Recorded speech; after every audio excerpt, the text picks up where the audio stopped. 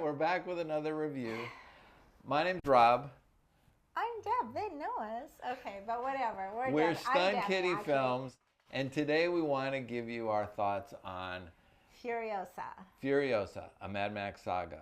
The wild Mad Max Saga, which is really crazy and really wild, and there was so much in it, I could barely keep up with it.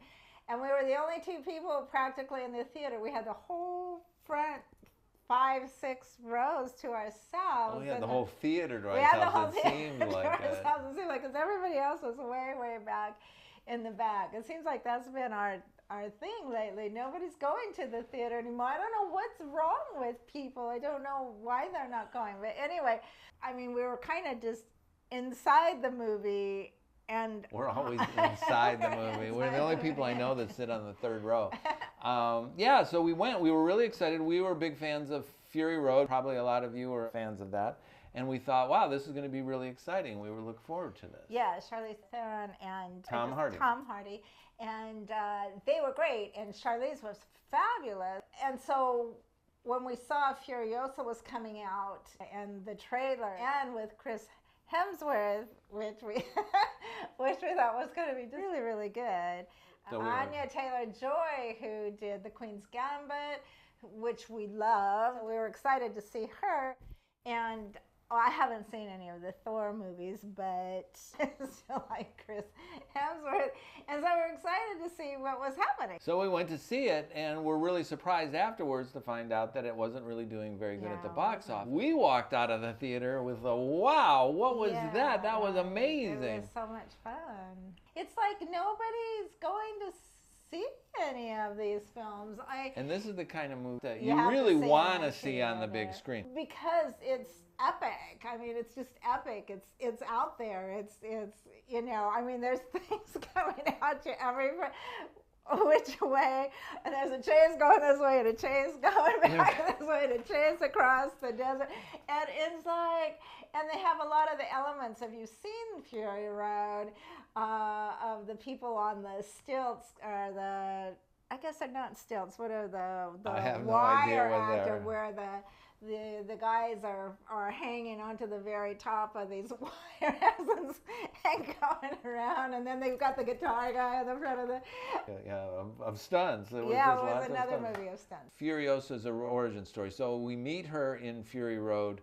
We don't really know anything about her. She's very enigmatic. She just kind of shows up and is running through, but the story mostly follows Mad Max trying to help her do whatever she was doing. Well, she's trying to save the women, right? She's trying to But you don't know much about her. So this one starts off with her as a young girl. We follow along to find out what made her the person that she was to go on to do Fury Road. Who she becomes, and so she ends up being, am I giving it away, captured by Chris Hemsworth. Very early on, she, as a young girl, she's kidnapped, and he adopts her, sort of, although, you know, takes her captive or whatever. He takes her captive.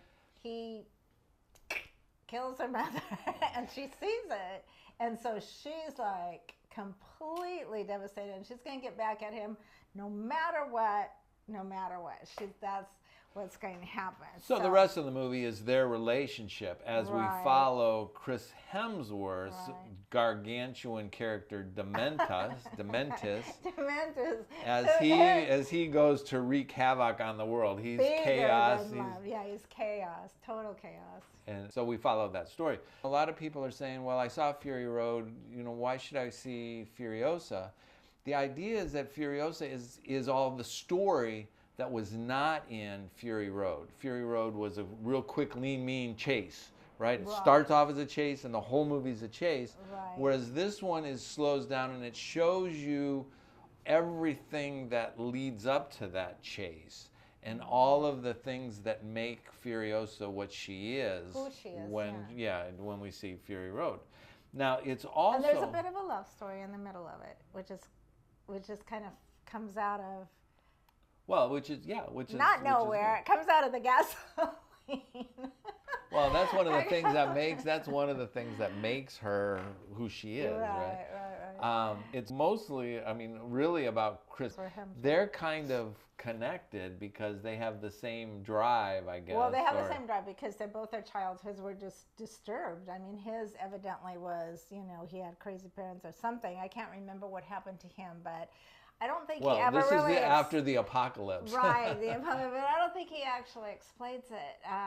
And then she has the same, you know, because he, in front of her, offs her mother and just devastates her, and she can't get back to her land. Okay, we have to remember that in both movies, it's getting back to the promised land, to the green land, right? To where it's green and where there's, you know, where her brethren are. So that's where she's trying to go.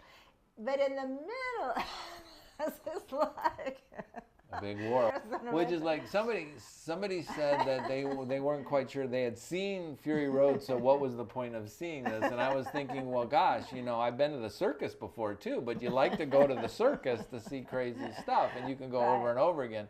And that's this. They had new tricks.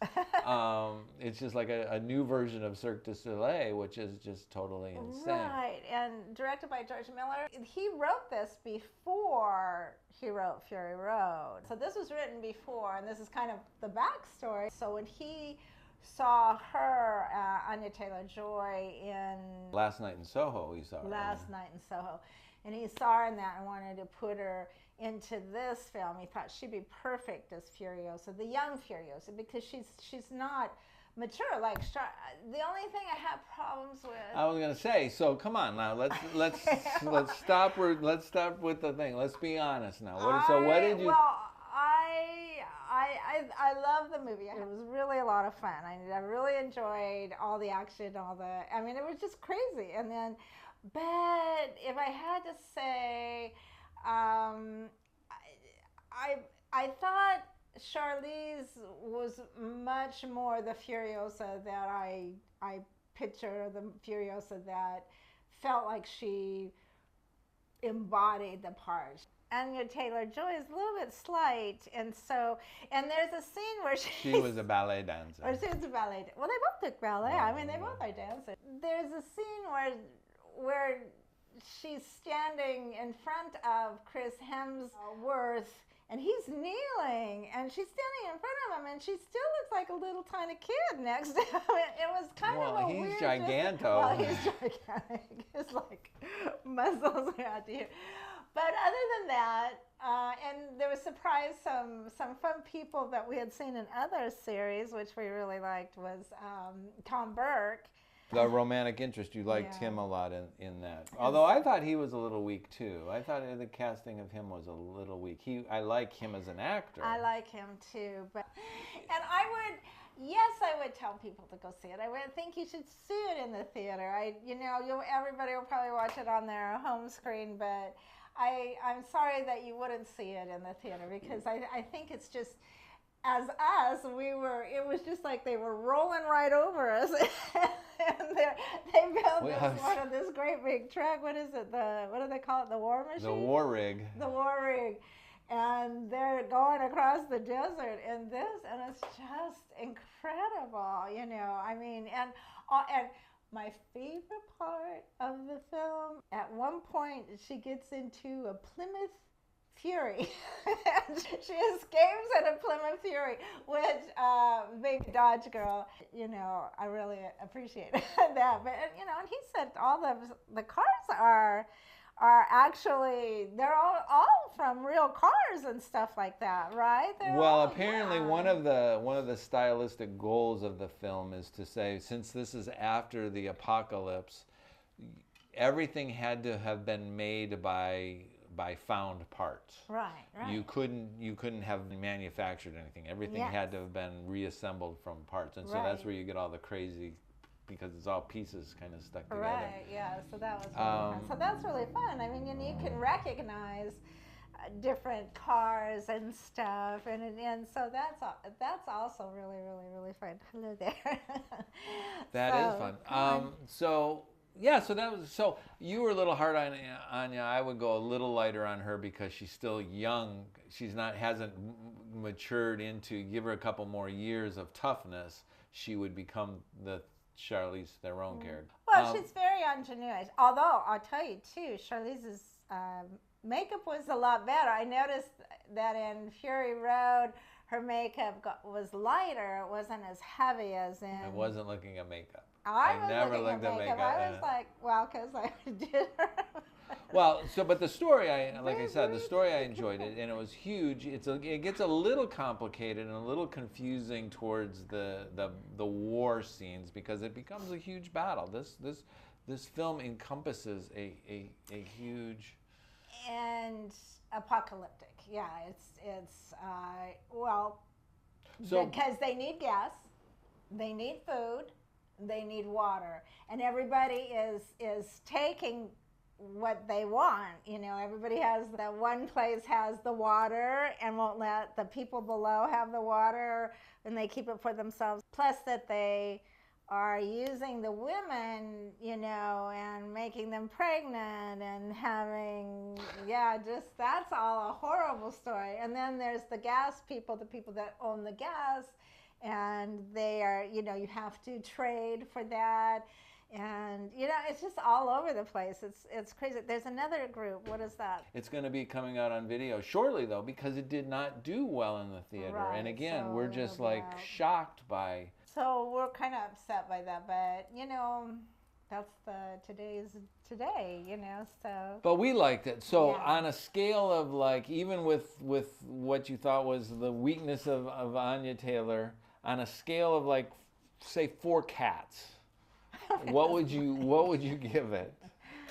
Well, I got 3 cats, maybe 3.5, maybe 3 1/4. I would say 3 1/4. 3 1/4 cats. 3 1/4 cats. Okay, well that seems reasonable. Yeah. I think we liked it. There were a few shortcomings, but definitely if you get a chance to see it on video, well, like I said, it's coming out on video probably by the time that our review hits the screen. Our review is out. It'll be out. Definitely give it a shot. If you liked Fury Road, we think you will like this one. We think that it's worth seeing even if you think you've been Mad Maxed out. Right, even if you think you've been Mad Maxed out. Because there's some really nice There's a lot story. of really good, well, it's the story. It tells you the story and how it all started, the origin story and who she is, who everybody is, and why they are the way they are. You know, in Fury Road, a lot of those people get knocked off and bumped off. But this is how they all began and who they are and why they're as unusual as they are, you know, so pretty much. And I like that he says it's an allegory, and it seems very much to be about the time we're living in right now, which every good movie should be. Right. So definitely 3 1/4 cats. 3 1/4, maybe half. Maybe 3.5, I think. 3.5 cats. Okay, 3.5. that's probably easier. That's probably more. So we'll go 3.5 cats for Furiosa, a Mad Max Saga. Check it out soon. Yes. On video or in the theater. We prefer the theater. Yeah, we prefer the theater, but however you want to see it.